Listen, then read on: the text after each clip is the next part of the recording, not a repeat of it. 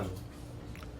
Bien, estamos hablando ya en el año 2014. Precisamente por el 2013 queremos hacer un recuento de los mejores reportajes que se han hecho y la gente que nos ha llegado y colmado el corazón con sus conversaciones tan honestas, tan culturales, porque usted sabe que aquí no se hace política, aquí simplemente se trata de tratar la cultura en toda su extensión. Esto es un programa de una universidad y por lo tanto tenemos que respetar sus valores y tenemos que respetar sus parámetros. Bien, bien. Entonces hemos escogido los mejores 5 programas del año pasado y los vamos a pasar como un recuerdo, ¿no?, a todos nosotros sobre lo que se trató y se habló en diversos temas. Bien, estamos dándole cabida a los programas más destacados y entre las revistas que se realizaron el año pasado tenemos la de Roy Morris, un extraordinario amigo de esta casa que ha llevado durante años la música americana a través de la radio. Y terminamos con el padre Artola, padre que es el hombre, el prohombre de los amigos vascos y que tenemos una tremenda convicción por la Virgen de Aranzazu. Bueno, le esperamos que todos ustedes tengan una real acogida, un feliz año, que les vaya mejor este año que el año pasado y esperamos pues seguir con estos programas que son solo cultura. Para eso ya las Naciones Unidas a través de la Casa de la Razón, ¿no?, que trata sobre la cultura, ha hecho un programa exquisito en el cual premia al mejor programa cultural del Perú y nos ha honrado con este precioso galardón. Agradecemos a las Naciones Unidas, agradecemos a todos ustedes y estaremos como siempre a la, digamos, a la mejor acogida a la cultura en el Perú. Muchas gracias.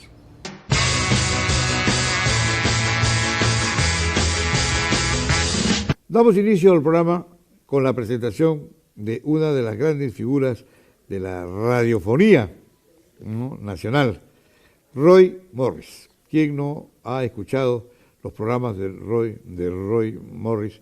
Porque él trabajó 22 años en varias radios y, en fin, es un hombre... Perdón, Enrique.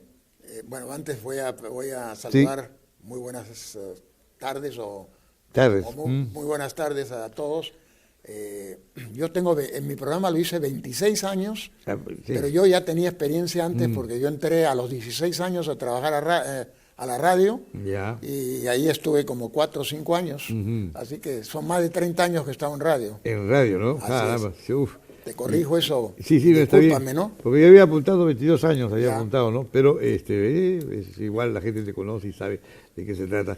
¿Has manejado, qué tipo de música tenías tú? Bueno, mi programa era esencialmente la música anglosajona de los años 50 y 60, ¿no? 40, 50 y 60, que incluía el jazz melódico, el swing, las baladas, las big bands que comenzaron a mediados de los años 30, la época de las big bands fue hasta que acabó la guerra. Entonces ahí surgió el jazz moderno, que yo no soy tan aficionado al jazz moderno, más el jazz tradicional o las big bands con el swing de las grandes orquestas, pues como Benny Goodman, Artie Shaw, Glenn Miller, Harry James, que eran las que eran las más importantes de esa época. Glenn Miller fue sensacional, ¿no? Bueno, Glenn Miller fue el más grande, ¿no?, en mi concepto, ¿no?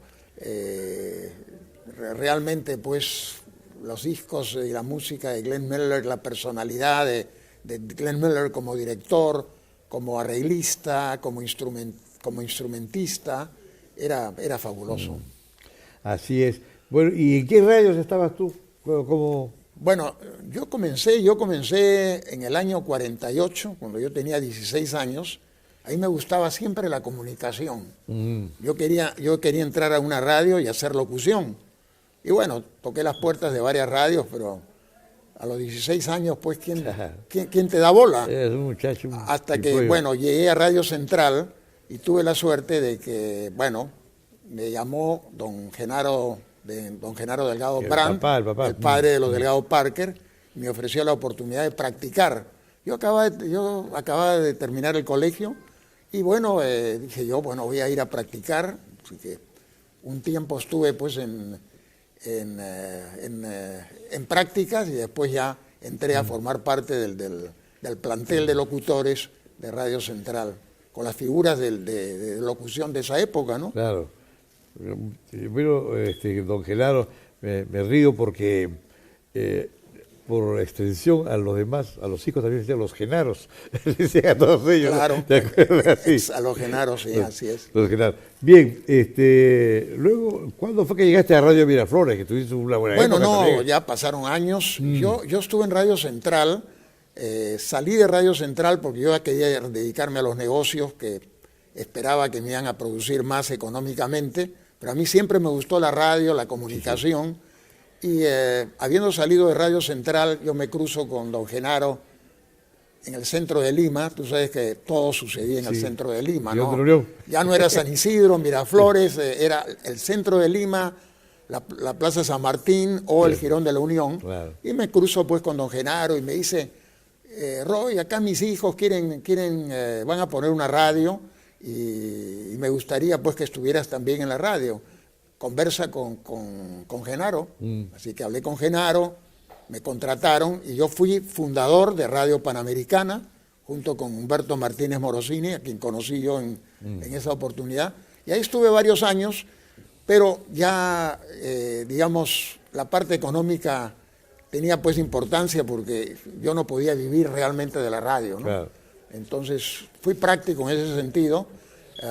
Me retiré de la radio y ya me dediqué a los negocios y así pasaron varios años hasta que después de prácticamente 30 años, en el año 84, me cruzo con Richard Aiello, un americano que había fundado Estéreo Lima 100, y me dices, conversamos y le dije, me gustaría hacer un programa, y entonces, bueno, le gustó la idea y me contrató, así que trabajé en esa primera oportunidad como disc jockey en Estéreo Lima 100. Ahí estuve varios años y después pasé a otras radios y la última donde hice yo mi programa fue Radio Miraflores de Ricardo Palma. Y ahí estuve 3 años hasta que, bueno, Bubi me dijo, bueno, te puedes quedar en la AM, me ofreció la AM, pero la verdad que en radio la frecuencia es... Para mi programa, para el estilo de mi programa era y el público la frecuencia modulada, el público y todo, así que, bueno, me retiré pues y eso hace 3 años, ya no he vuelto a hacer radio. ¿Te has jubilado? Bueno, la palabra jubilación no me gusta mucho, ¿no? Yo creo que uno se jubila cuando ya no... Eres hombre de trabajo. Cuando ya no puede uno hacer nada, ¿no? Se jubila. Pero trabajar te No, es que yo pienso pues que uno tiene que trabajar mientras tenga físico, ¿no? Claro, mientras el cuerpo aguante, como se dice, bueno, hay que seguir adelante, ¿no? Porque la gente que se jubila muchas veces se acaba pronto, ¿no? La música actual, ¿cuál es la que más sintonía puede captar en este momento? ¿La cumbia? Mira, a mí ninguno de los géneros modernos en realidad me apasiona, ¿no? Yo escucho siempre la música que he transmitido en mi programa, me gusta el jazz, los cantantes que han surgido vinculados al género, por otro lado el swing, pero los ritmos modernos en realidad que lo copan todas las radios actualmente, porque no hay casi radios que pasen la música que yo pasaba en mi programa, ¿no? Claro. Así que no tengo no tengo predilección por los nuevos géneros, ¿no? La música, recuerdo que dicen que ahora es otra música, ¿no?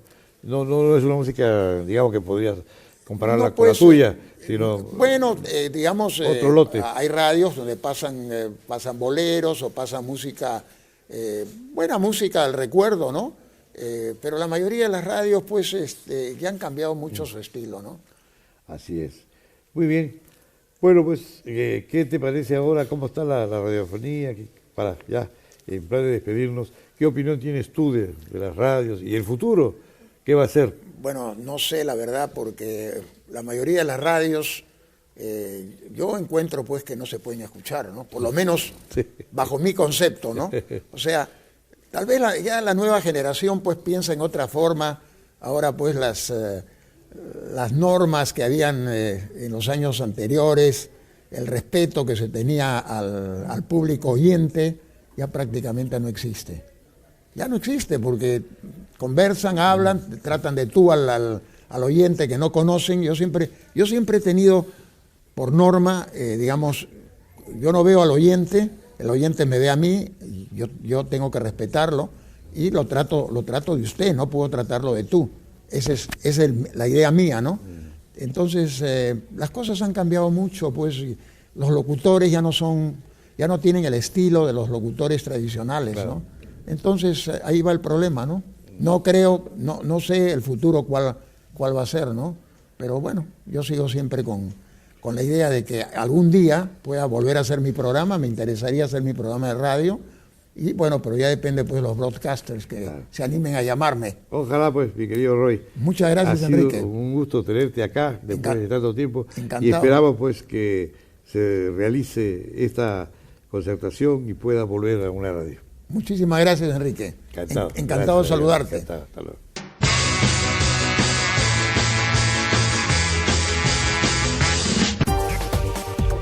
Con perseverancia, nuestros sueños se hacen realidad. Si nos apasiona nuestra profesión, buscamos la perfección. Y nuestra vocación de servicio nos lleva a donde más nos necesitan. Es que nacimos para eso. Estudia en la UAP, infórmate en uap.edu.pe y síguenos en Facebook.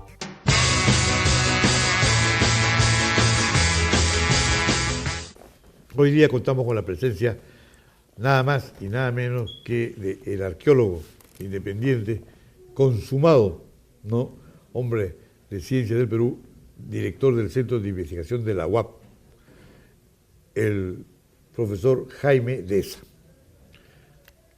El vicerrectorado de investigación de la UAP sacó un libro famoso, ¿no?, por los 100 años de Machu Picchu. Luego sacó otro por los 75 años de Cumbe-Mayo y últimamente acaba de sacar el de los 25 años de Zipán.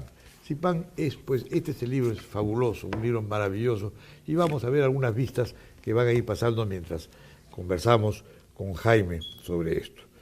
Zipán, ¿qué significó, mi querido Jaime, al momento de su descubrimiento en la arqueología mundial? Para comenzar, gracias por la invitación.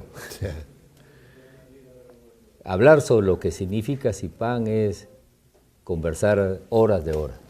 Es muy difícil sintetizar. Pero, desde mi punto de vista, Zipán es un hito en el Perú. Al fondo, que puede decirse antes Zipán y después de Zipán, el quehacer arqueológico en el país, ¿no? No creo que ninguno de los colegas y gente de bien se oponga a este criterio, pero es que en realidad antes Zipán dominaban las teorías casi en entelequia, pensamientos muy ligeros, sin mayor base. Había gente que opinaba que en Chiclayo no había mayor cantidad de restos. Y fueron ponencias en el Congreso de Americanistas, recuerdo en el año 70, fue una de las propuestas de la delegación de Chiclayo.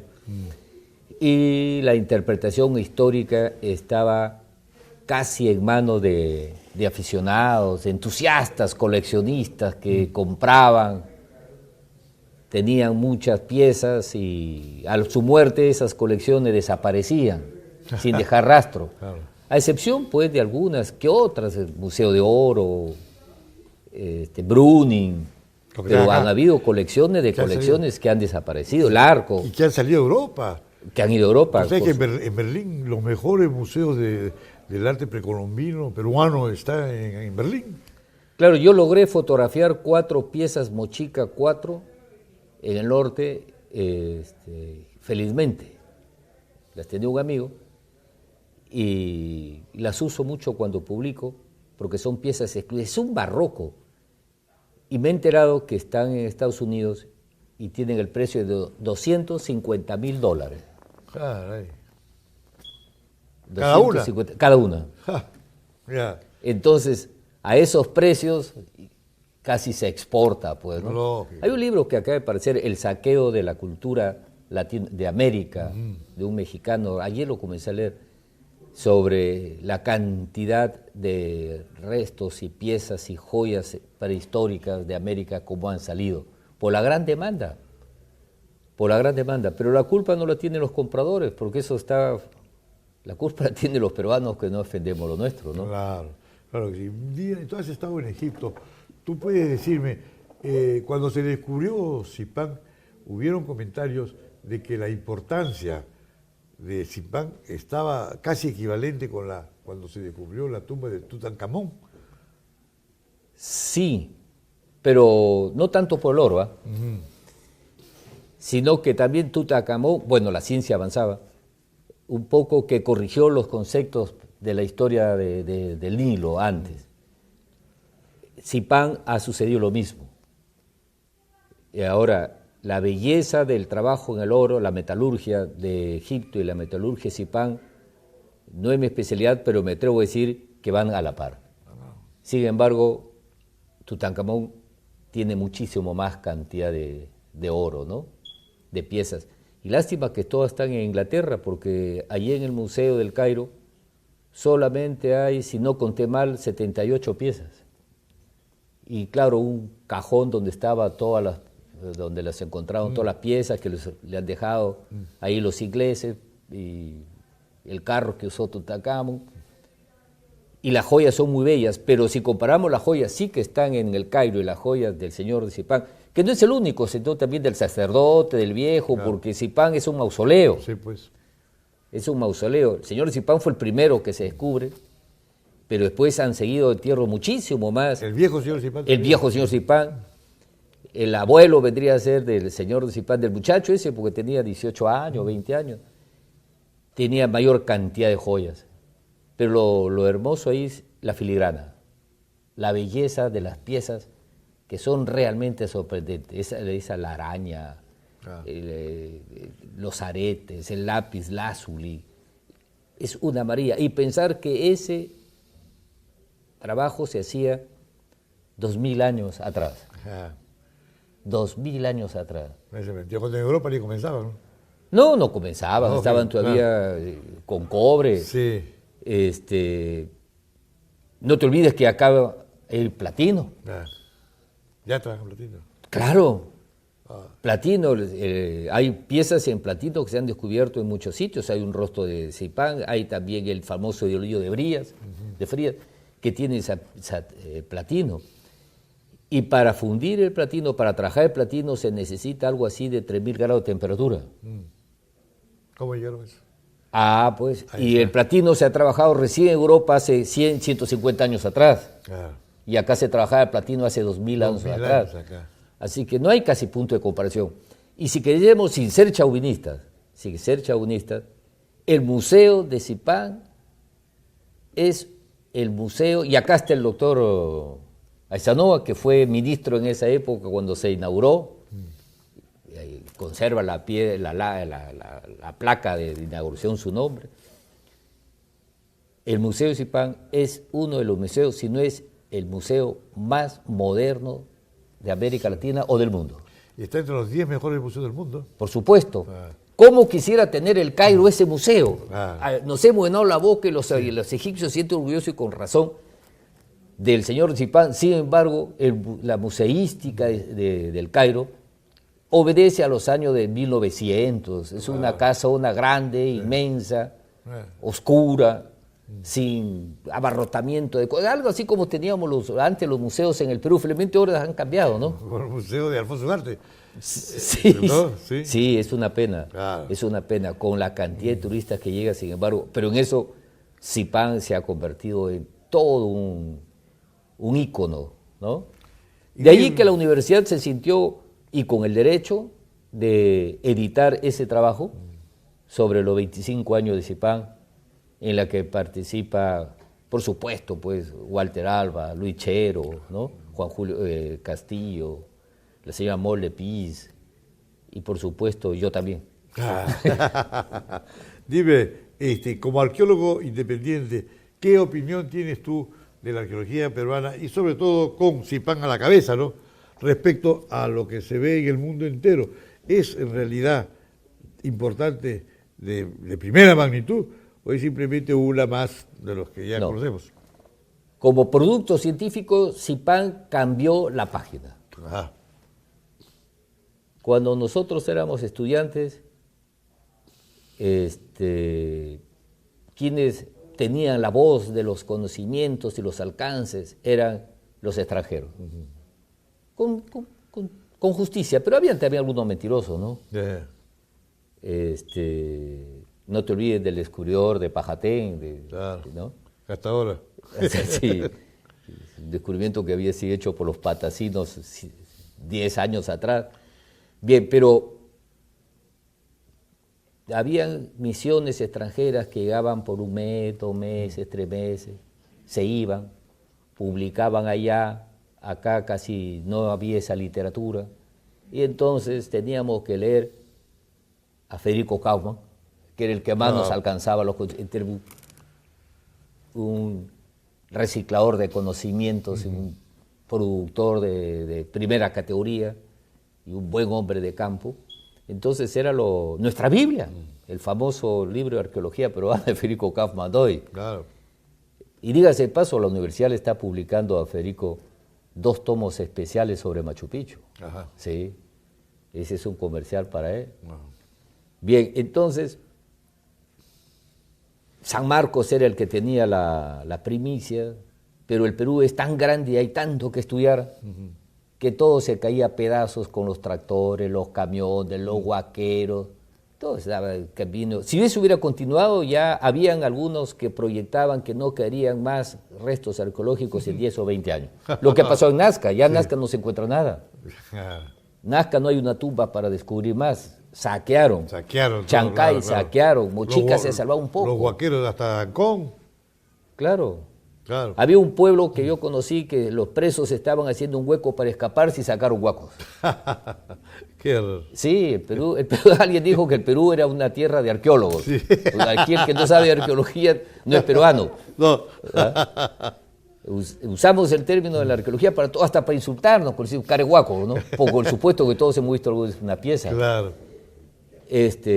Bueno, y así, pero Walter con su equipo hace un trabajo realmente científico, académico. Se le metieron nuevamente los piratas, quisieron entrar ahí y robarle el espectáculo. Me contaban, por ejemplo, que uno de ellos publicó un artículo allá en Estados Unidos en la que más o menos la traducción decía así, que Walter sacaba la pieza, la excavaba y se la entregaba a él para que le diga qué cosa era. Y entonces le decía, esto es un Mochica 3. Sí. Algo así, ya le... Como chiste está bueno. Sí, como chiste. No, pero fue publicado. Claro. Entonces sé que se molestaron, perdió la amistad y todo. Es lógico. Y no se dejó arrebatar el descubrimiento. Porque antes casi todos los descubrimientos eran hechos por peruanos, pero como venían misiones extranjeras y ponían el dinero, aparecían en el stand como descubridores. Algo similar pasó con Caral, ¿te acuerdas? Claro. Porque tuvo que pelearla y todo, porque lo que decía que... No, llegó a publicar un libro. Sí. El aquel era el descubridor. Sí. Son unos piratas, no todos, pero la mayoría son unos piratas. Claro que sí. Entonces, en este caso, Walter sí consolidó la profesión en el Perú, y ahí está el norte. Ahí está Chiclayo, que antes no iba nadie más que para ver brujos, ahora se van de turismo. Cantidad de gente, solamente por Zipán, y ya logró tener 1 millón de visitantes. 1 millón. 1 millón de visitantes, el Museo Zipán, que es una maravilla. Lógico. Ese es el gran mérito de... Y tu tierra, Jequetepeque, hay que hacer toda una pronunciación. Es una zona también privilegiada, tiene mucho que descubrir todavía. Sí. Jequetepeque hay bastante. Jequetepeque está al centro, entre 2 polos de desarrollo de la cultura moche. Moche, Trujillo y Chiclayo. Más es el Valle de Saña. Ajá. Porque Zipán pertenece al Valle de Saña. Walter vivía en Lambayeque y se llevó el señor Zipán a Lambayeque. Claro. Pero Zipán está cerca a Cayaltí, ese es el Valle de Saña, no es el Valle de Lambayeque. Y al estar Jequetepeque al medio, ha recibido la influencia de ambas partes, por eso tiene una presencia, y además, todo el trayecto de Cajamarca. Por eso una presencia, de ser uno de los valles de mayor consolidación prehispánica. ¿No? Pero esa sería mi respuesta, el gran apoyo de Zipán. Y hay algo más. El equipo ese de Zipán, que está trabajando bien, ha llevado la arqueología a desarrollar lo que nosotros llamamos, y Gordon Chai llamaba, la arqueología social. O sea, no se quede en el resto, sino que también hace que la comunidad participe. Y ahora los viejos huaqueros que le huaqueaban a Bruning se han convertido en guardianes y en defensores de los restos arqueológicos de todo Lamboyeque. Las comunidades están organizadas en defensa de su patrimonio. Ya no destruyen. Qué bien. Mientras en otros sitios siguen destruyendo. He visto en el diario el día de hoy que en Cañoncillo, que es un oasis en pleno desierto de Paiján y San Pedro, ha sido, creo, destruido. No sé si han cortado los árboles, se sigue la destrucción, pero ya el valle de Saña y el valle de La Leche y Lambayeque, ese valle prácticamente podemos decir que ha quedado ya en limpio Ventarrón de toda también han destrucción. descubierto algunas cosas, están trabajando en Ventarrón. Claro, es que lo más importante, que la escuela de Zipán, por ponerle un nombre, ha promovido mucho la promoción de estudiantes de arqueología. Antes éramos, creo que yo era el número 10. Ahora somos más de 1000. Entonces hay generaciones. La universidad nuestra también está interesada en hacer una escuela de arqueología. Creo que en Chiclayo, a iniciativa del doctor Jorge Lazo. Entonces, hay nuevas generaciones que están continuando este trabajo. Uno de ellos es Leventarrón, es casualmente su hijo Walter. Es el que tiene el proyecto. Sí, Walter. No, bueno, a él le viene por hambre y por manga, porque por también Susana también trabajó. Trabajó los murales de Tucumé. Dos hermanos también. Dos hermanos. Dedicados a la arqueología. Ah, sí, no sabía. Yo uno conozco, porque lo he leído. Seguro que sí, seguro que sí. Dime una cosa, ahora con el asunto del niño y todo eso, ¿habrán ya tomado precauciones para cuando se presente? Porque el niño se presenta cada cierto tiempo, ¿no? Sí. Y no estamos esperando que comience a llover para ver qué hacemos. Bueno, hay algunas precauciones. El niño es cíclico, o sea, no es un fenómeno, es un evento. No es una maldición de Dios ni castigo por el pecado. Es un evento. Es un evento. Cada cantidad de tiempo se presenta. Claro, y pertenece pues al sistema hidrográfico de la costa. Así es. Que la costa no son 52 Dice que valles, lo de Saña fue por el niño también, ¿no? Que fue la destrucción de Saña. Sí. Claro, es que el Saña tiene mucha inclinación, tiene casi el río 6% de inclinación. Y ese río tiene apenas, creo, 40, 50 kilómetros de longitud. Entonces, la cuenca cuando se llena... Es un aluvión. Es un aluvión. Es un aluvión. Y llegó como aluvión y destruyó en 1670 y tantos Saña. Y ahí quedó. ¿Y nunca se reconstruyó? No, nunca se reconstruyó. Y además, trató de reconstruirse y para desgracia el corsario Drake baja en CRP y toma Saña, saquea Saña y 4 años después Blay, otro corsario holandés, vuelve a saquear y ahí sí se acabó Saña. Solamente nos quedó 7 iglesias, un recuerdo de Santo Toribio de Mogrovejo, el hermano Alejandro VI, el Papa, y bueno, terminó lo que pudo haber sido, dicen que pudo haber sido la capital del Perú. Así es. Sí. Bueno, ¿qué más quieres preguntar? Bueno, ¿no? Hablando de Lambayeque y Chiclayo, hay mucho porque eso está comenzando recién. En el norte se debe trabajar un segundo polo turístico, tal como lo es Cusco, Machu Picchu y Puno, digamos, en el sur. En el norte puede ser con lo que, ya que hablas del arqueólogo Kaufman, la parte de lo que tiene él, pues, de Amazonas, ¿no? Chachapoyas. Chachapoyas. Hay el famoso, están trabajando ahora sí en el norte sobre la ruta norte, la ruta Moche, están diciendo, ¿no? Pero el norte tiene... Desde Trujillo para arriba. Antes, desde Casma. Caral ahora, claro, Casma. Bueno, Caral está más acá. Claro, sí. Pero desde Casma, tiene Chanquillo, que es una maravilla, es un fuerte, una ciudad fortificada, es un templo fortificado. con dinteles de algarrobo, 3.000 años, y ahí están los dinteles. ¿Y qué pasa ahora que me hizo acordar, qué pasa con Paramonga? Con Paramonga no se hace nada, ahí está. Es una fortaleza. Paramonga es un templo. Un templo. Sí, se le dice la fortaleza porque parecería una fortaleza, pero es un templo con la forma de un, ¿Y por de qué no un- se de un trabaja? felino. ¿Por qué no se pone, digamos, en circulación turística? Porque desgraciadamente Paramonga estaba lejos de Lima, Sí, ahora ya no, pues ya. entonces los limeños más se han quedado en Lima Y los trujeros no bajan. y los trujanos no vienen para el norte, para el sur, entonces el pobre Paramonga está ahí. Claro.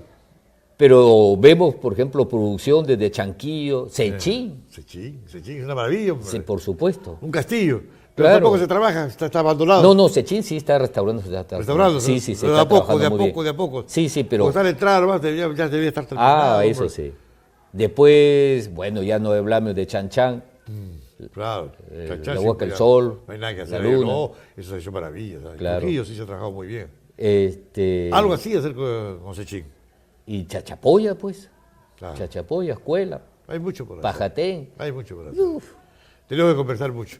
Bueno, mi querido Jaime, tú sabes que el reloj de Watch es nuestro peor enemigo. Te felicito por este libro, te felicito por todo lo que tienes en la cabeza y tú eres un personaje muy importante en Alas Peruanas. La arqueología debe darse un golpe de pecho y agradecerle a Dios que gente como tú esté acá y ojalá sea pues pronto la escuela, ¿no?, de arqueología de la Universidad de Alas Peruanas, porque ya ha llegado el momento de que sea necesario. Sobre todo en Chiclayo, en Lambayeque, en Zipán, ahí se puede hacer. Yo hablé una vez con Alba y estaba dispuesto a colaborar. Sí, ¿no? Claro.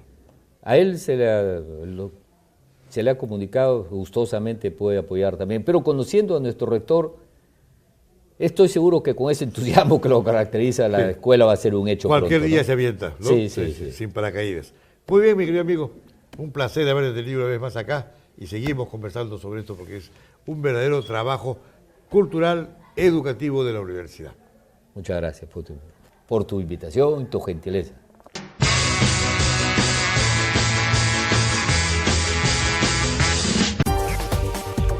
Con perseverancia, nuestros sueños se hacen realidad. Si nos apasiona nuestra profesión, buscamos la perfección. Y nuestra vocación de servicio nos lleva a donde más nos necesitan. Es que nacimos para eso. Estudia en la UAP, infórmate en uap.edu.pe y síguenos en Facebook.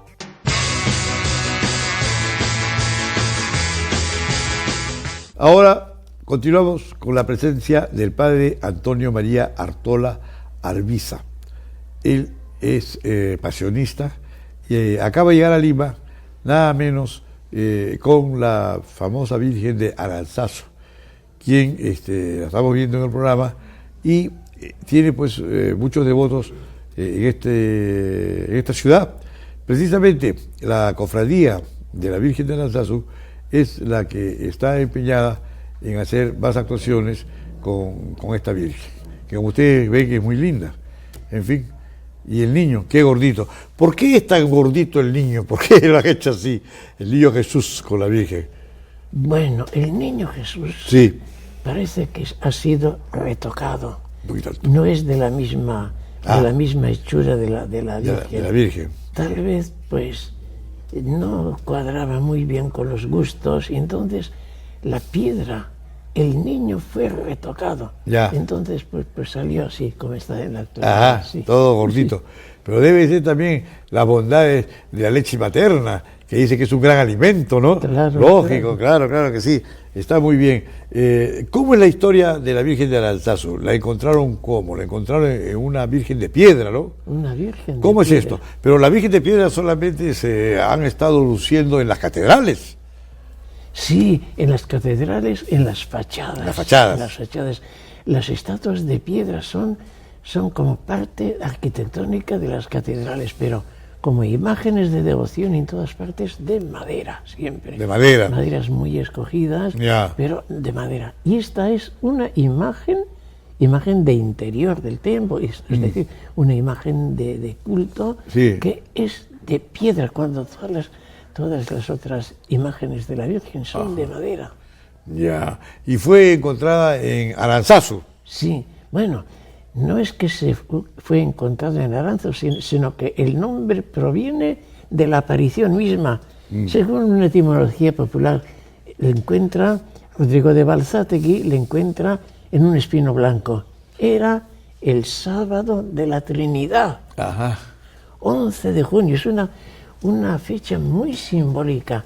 Sábado, víspera de la Trinidad, le encontró el pastor el sábado y el domingo fue a la parroquia a transmitir la noticia. Así que es un conjunto de fechas, pero muy significativo. Entonces, la aparición fue de la siguiente manera. El 11 de junio de 1469, pues el pastorcito entró en lo más fragoso de la sierra de Rivía y había una esquila que sonaba, eso le atrajo. No. Entonces vio en junio todo florido, el espino florido y una imagen, una estatua. Y entonces espontáneamente le pregunta el pastor: pero tú en el espino, Aranzazu, tú en el espino, es una etimología popular que indica la sorpresa del muchacho. Entonces, Aranzazu, ¿qué quiere decir? Para que la gente... que es espinoso. Espinoso. Ya. De eso, Es una zarza espinosa. Sí, o sea, un lugar espinoso. Pero en esa etimología se toma solo de el espino, Aranzazu. Pero bien, pues este santuario es un santuario muy interesante, es el Montserrat del País Vasco. Es decir, en el País Vasco no hay un santuario tan hermoso por la situación geográfica y la historia. Además, es el primer lugar donde inició la vida monástica en Guipúzcoa. En el País Vasco, en Vizcaya empezó un poco antes. Entonces, en cierto sentido, tipifica la historia de todo el monaquismo del País Vasco. Luego, pues, la historia tiene una cierta importancia, también otro hecho. Cuando apareció la Virgen, entonces, pues, diversas órdenes religiosas quisieron, primeramente, tomarla. Sí, o sea, quedó de serora, cuidadora de la imagen, una mujer extraordinaria de Oñate. Entonces, para que en aquel lugar tan fragoso se fundara un convento, trajo a su propio hijo, que era mercedario, estaba en Burceña, y con él se formó una primera comunidad, pero era la vida muy difícil, el lugar inhóspito, entonces estos se marcharon. Pero quedó el hijo con un grupo de franciscanos y pasó de la orden de los mercedarios a los franciscanos. Bueno, entonces, pues esto se ha convertido en un santuario, en una presencia monástica en el País Vasco. Luego, el que le dio una gran fama fue San Ignacio de Loyola, el cual al poco de su conversión, ya cuando se dirigía a Tierra Santa, pasó por Aránzazu, estuvo allá una noche de vela y allá hizo su voto de castidad, entregándose completamente a Dios. De allí se fue a Montserrat y de Montserrat luego a Tierra Santa. O sea que la relación de San Ignacio es importantísima en la historia. Luego, poco a poco se ha polarizado toda la historia religiosa del País Vasco en torno a Aránzazu, porque está en un extremo de la provincia y la gente, para venerar a la Virgen de Aránzazu, tienen que ir a pie. Quiero decir, tiene que ir en peregrinación. En peregrinación, caminando. Todo el que va a Aránzazu, o en auto, todo el que va con una finalidad de encontrarse allí con la Virgen Santísima. Y ha influido mucho. Luego, en la historia ha habido momentos muy significativos. Por ejemplo, en la reforma grande de la lingüística vasca reciente, que cuando surgió el vascuence unificado, el euskera batua, allá es donde se tuvieron las reuniones de los especialistas y allá se creó la lengua vasca unificada, que ahora es la lengua literaria oficial. Aránzazu. Sí. Ajá. Sí. Es la cuna de la lengua vasca. No, de la unificación lingüística. De la unificación, claro. Actual. Antes era una cantidad Claro. de O dialectos sea, y cosas. la lengua vasca actual. Sí, porque sí, ahí sí, se unificó. la lengua Cada uno hablaba con su modismo. La lengua literaria. Literaria. Padre, dígame, ¿y la historia de esta Virgen, cómo es? ¿Qué me puede usted contar? Es una historia muy especial. El año 1969 Ya. era el 5º centenario del encuentro de la aparición de la Virgen de Aránzazu. Y aquel año fui yo destinado a enseñar en la Universidad de Deusto. Y yo vivía en Zumárraga, cerca de Aránzazu. Y aquel destino suponía en mí un cambio importante en mi vida, en mi trabajo de profesor, y quise poner bajo la protección de la Virgen, nuestra patrona. Yo soy de Guipúzcoa, es la patrona de Guipúzcoa. Tuve yo la idea de poner toda mi docencia en la Universidad de Deusto bajo la protección de la Virgen. Entonces fui el año centenario a Aránzazu, y allá se venden estas reproducciones exactamente iguales de la Virgen, 32 centímetros. Entonces dije yo, voy a comprarme una estatua de la Virgen de Aránzazu y la voy a llevar a Deusto. Y allí en los 30 años, hasta mi jubilación, que vine yo aquí, luego, pues tuve en mi despacho esta Virgen. Cuando en el año 2003 ya me destinaron ya definitivamente a Lima, dije, yo voy a llevar conmigo a la Virgen de Aránzazu. Se va a Lima también. A Lima también. Ya.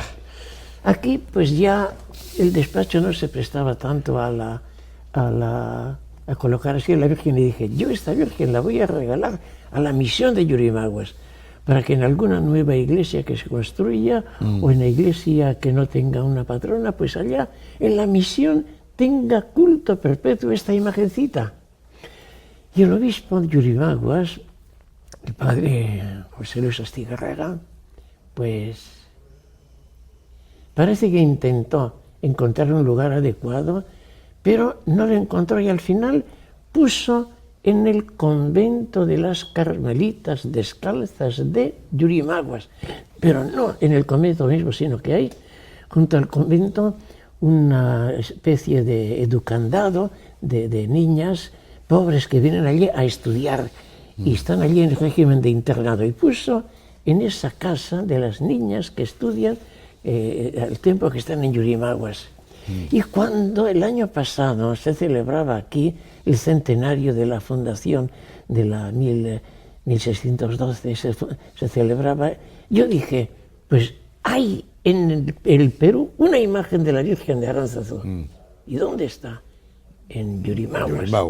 Entonces hubo unas personas interesadas, entre ellos John, que fueron desde Lima a Yurimaguas y trajeron por tierra, no por avión, por tierra esta Virgencita.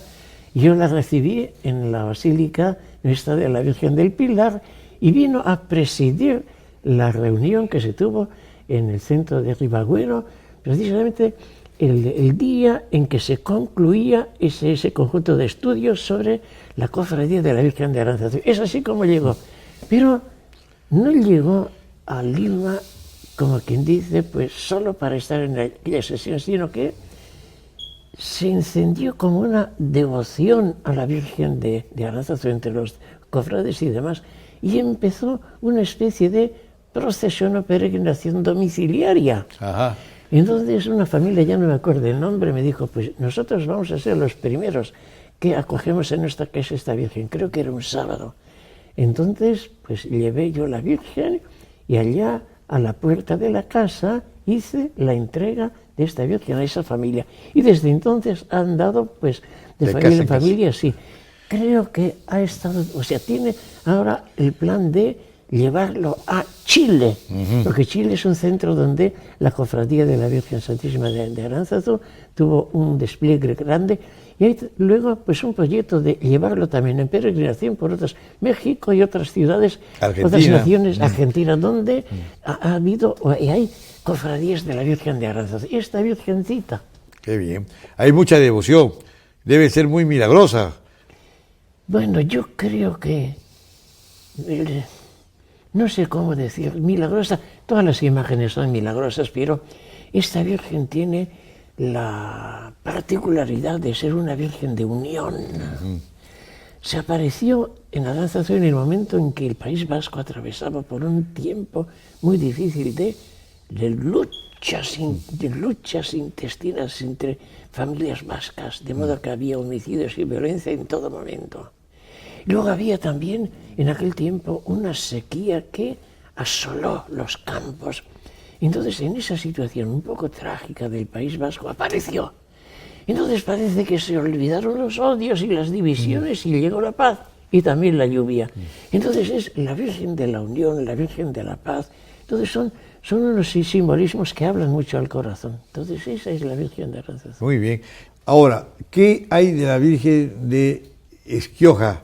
Que va a haber en diciembre, va a haber también un jaripeo, como dicen los mexicanos. La Virgen de Esquioga es un caso muy distinto, muy diferente. Sí. La Virgen de Esquioga aparece también en un momento sumamente trágico de la historia española. El año 31 se instauró la República en España. Ya. Y al día siguiente de la Asamblea Constituyente, porque prácticamente el 14 de abril del año 1931 ganaron en las elecciones municipales la izquierda. Ya. Entonces el rey abandonó España y quedó en manos, entonces se constituyó la República.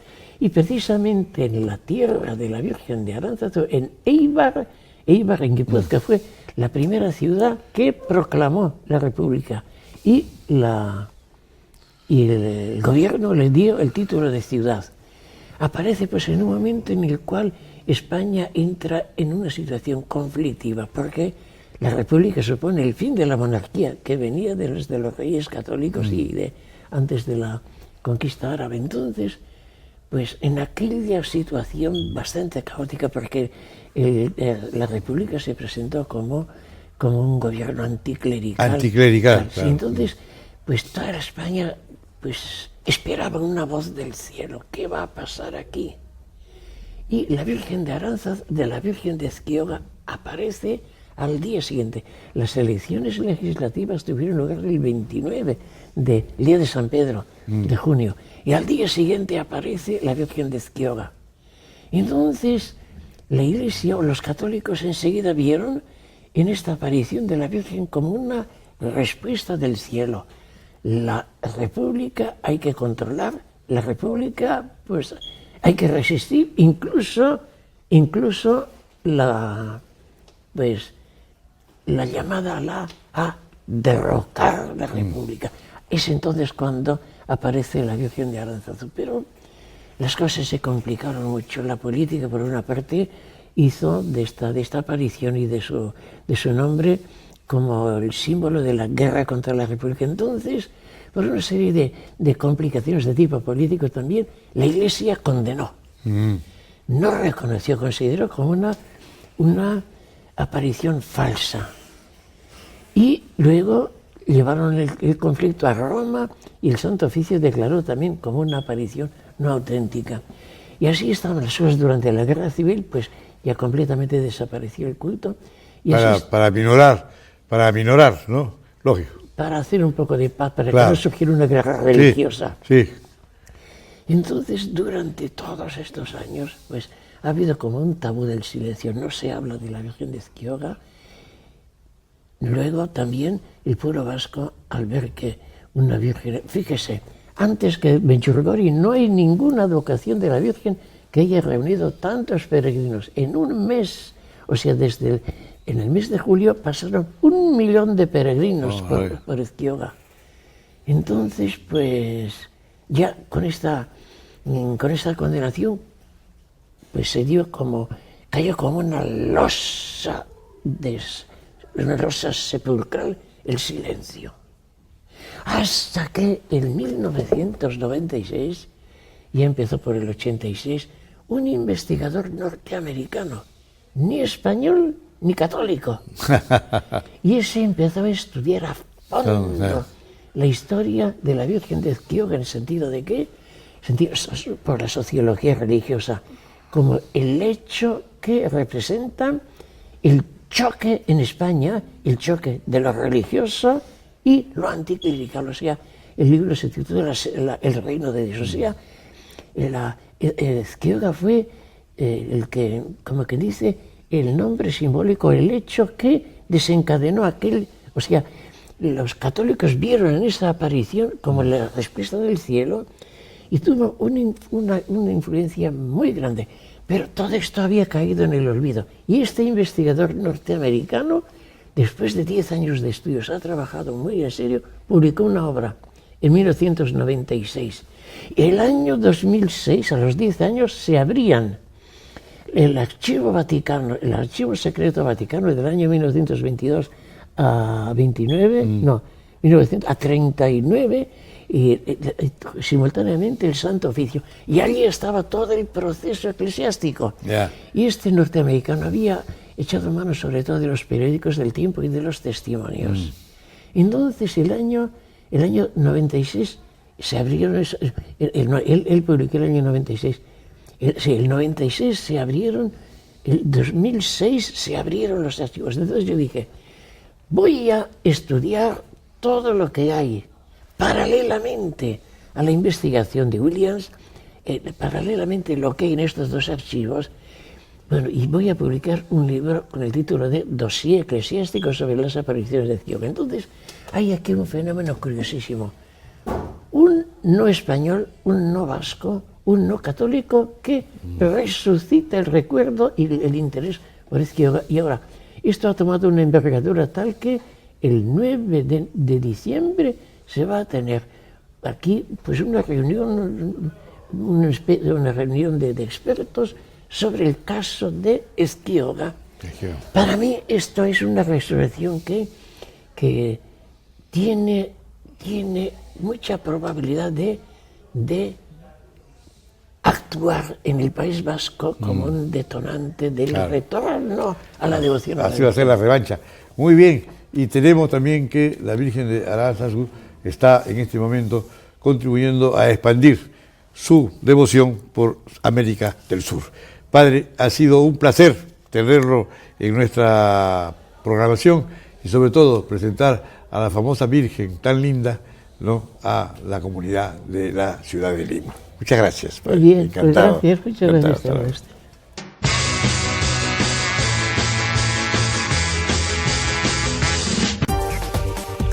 Con perseverancia, nuestros sueños se hacen realidad.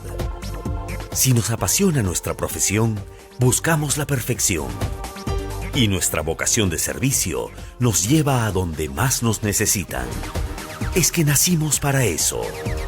Estudia en la UAP, infórmate en uap.edu.pe y síguenos en Facebook.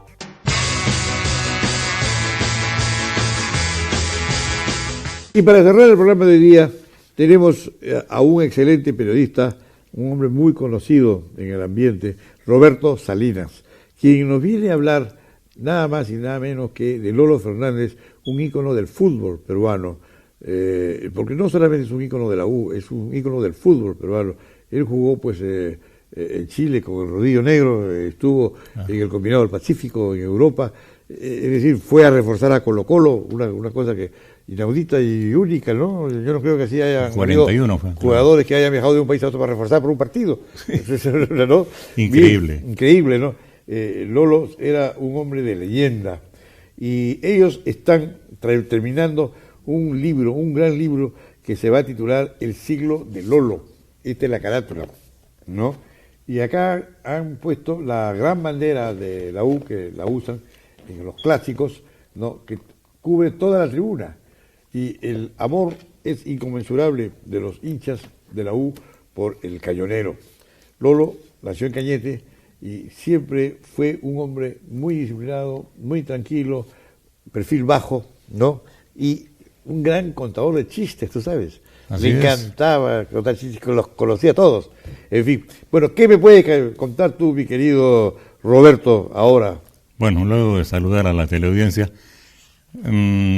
lo principal, como tú bien has señalado, Lolo trasciende el sentimiento de los hinchas cremas. Claro. Va a todo el Perú, porque acuérdate que el 30 de agosto del 53, cuando se retira, todo el estadio, o sea, ya se había construido el estadio anterior que con 53.000 personas, y todos aplaudiendo a Lolo, hinchas de la U y no hinchas de la U, Claro. aplaudiendo a Lolo en la despedida, y luego lloroso por Lógico, esa claro. demostración La de emoción, cariño de claro. todo el público peruano. Lolo llega a Universitario de Deportes en 1930 de Hualcará, Cañete, y en el año 30, que empieza a jugar en la reserva, saca campeón a la reserva y es el goleador con 7 goles de la reserva. Sí. Mira tú. Y luego, lo que me conversabas fuera de cámaras, ya con el combinado del Pacífico, que tiene base de la U, o sea, 14 jugadores de la U, Alejandro Villanueva de Alianza, junto con Juan Valdivieso, el Sereno Salarriaga y Antonio Maquilón del Círculo, ¿no? Juegan 39 partidos, ganan 13, empatan 13 y pierden 13. Y Lolo es el mayor goleador con 48 goles. Imagínense usted a Lolo. Y luego, el año 35, se junta con Alejandro Villanueva, reforzando a la Alianza Lima en una gira por Chile, donde se crea el Rodillo Negro. Porque, bueno, aparte de no salir invicto en 5 partidos, ganaron 4 de ellos, ¿no? Claro. El otro lo Ahí empataron. Valdivieso se coronó ahí un gran tapador de penales. De ahí Claro, le pusieron el mago. Juan Valdivieso, Sí, claro. Juan Valdivieso, claro. Y por eso que Felipe Pinco le hace una polca, ¿no? Sí. Pero volviendo a... Ahí también el goleador, Lolo, con 6 goles en esta gira, imagínate. Y luego viene los Juegos Olímpicos de Berlín en el 36, Claro. donde se vuelven a juntar con Villanueva, pero además del Boys llega Campolo Alcalde. Campolo, gran hacen un jugador. trío maravilloso. Y Lolo es goleador, 5 goles le mete a Finlandia, y en el partido que le ganamos a Austria, que lo anuló sin sentido a la FIFA, le ganamos 4-2 y mete un gol Lolo. O sea, ya era goleador con 6 goles y pasábamos a semifinal para enfrentar a Polonia, pero hubo la orden de Lima de retirar al equipo, pues, porque no lo escucharon al presidente de la delegación peruana, al señor Martínez Dodero, y entonces la orden fue que se regresase el equipo peruano. Pero Lolo además es goleador. Tú sabes que en la Copa América, o sea, antiguamente se fue El sudamericano. sudamericano, claro. Él es el goleador absoluto hasta ahora de los peruanos, Sí. con 19 goles. 19 goles. Hasta ahora. Hasta ahora. Fíjate. Y de la historia del fútbol peruano es el segundo goleador con 24 goles, y Cubillas es el goleador porque tiene 10 goles en mundiales. Y además, en la época de Cubillas ya se había comercializado más el fútbol y las competencias entre seleccionados era mayor. Sí. Entonces, tiene 56 partidos y Lolo tiene 54. Mira tú, 54 goles, ¿ah? Goles, claro. Sí. Es fabuloso. No, hablar de Lolo tendríamos para estar en un programa completo. Oye, como Aquí, tú sí. señalaste, cuando él es director, o sea, luego de cumplido su ciclo como futbolista, Universitario tiene el buen criterio, no solamente de ponerle el nombre de Lolo Fernández a su estadio de Breña, bueno, ahora es Cercado, ¿no? Pero antiguamente era de Breña. Ahí Lolo es supervisor de las divisiones menores. Y como tú bien señalabas, les conversa a los chicos acerca de lo que ocurría en la cancha, acerca de sus anécdotas, acerca de su trayectoria, y los chicos escuchando, pues no, escuchando. Eso lo cuenta el Pecoso Ramírez, que jugó por las divisiones menores de la U, sí. También tenemos varias entrevistas muy interesantes. Oye, a el propósito. mismo hijo de Lolo, Lolito, Sí, Lolito. que ya tiene 70 años, Sí. que va a asistir. Además, la ceremonia, estás invitado, por supuesto, Enrique, como la vez Gracias. pasada. Va a ser en la municipalidad de Miraflores, Miraflores. al mediodía, Sí. El 30 de agosto. de O sea, agosto. el 30 de agosto se retiró Lolo. El 30 de agosto del 2011, cuando se cumplieron 15 años del fallecimiento de Lolo, que fue el 17 de septiembre de 1996, el portal de la FIFA hizo un balance de la vida de Lolo, porque le llamó la atención que un futbolista jugase 24 años por un solo equipo, Universitario de Deportes. Y ese es Lolo Fernández, Meizán, el gran Lolo, ¿no? Muy bien. Este libro va a estar a la venta del público Sí, a partir de los primeros días de septiembre, ¿no? Así es, hermano. Después que se presente. Y se presenta este libro el 30 de agosto en el Miraflores. mediodía, que es feriado del Claro, mediodía, sí. en la municipalidad, en el auditorio de la municipalidad de Miraflores. Están invitados todos, pues hay que concurrir masivamente, hay que recordar a Lolo y los hinchas de la U, y sobre todo los de Miraflores, que son tan hinchas de la U, tienen que estar ahí presentes por una obligación moral, señor, y una obligación con Lolo, en quien vamos a reunirnos y a pensar en él un minuto, porque es un hombre que lo dio todo por el Perú. Muy agradecido, mi querido Roberto. No, a ti, gracias, Enrique. Gracias también.